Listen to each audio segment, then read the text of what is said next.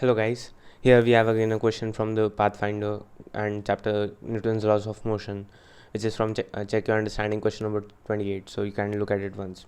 So yeah, let's start. A small disk of mass m equals to 100 grams is placed on a large horizontal floor lubricated with oil. Force of viscous drag due to the layer of lubricating oil is given by F vector equals to minus kv vector, where v vector is the velocity of the disk and k equals to 0.04 kilogram per second.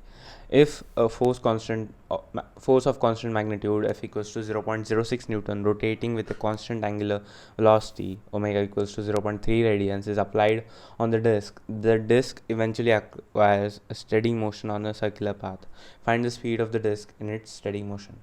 So here we can observe, let's consider the final situation when it has acquired a steady circular path.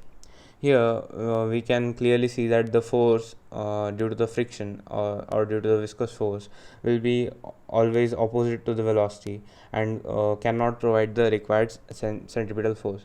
So it must be the force applied by us on the disk which must be providing the centripetal force and which must also be opposing the friction or the viscous force and keeping it in a stable orbit. And the omega of this circular motion should be the equal to omega of the force applied by us, because if it is not equal it won't remain in an unstable orbit. And if the force applied by us at any point should make an acute angle with the velocity, otherwise if it makes an obtuse angle, it there will be no force opposing the viscous force and eventually it will slow down and it won't remain in stable orbit. So yeah, so let's assume that in the end the force applied by us will always act at an angle theta with the velocity vector, and the viscous force will be applied in the opposite direction tangentially. So from here the equations we get are F cos theta equals to kV. Here this is in the by force balance in the tangential direction, and F sin theta equals to mv square over r.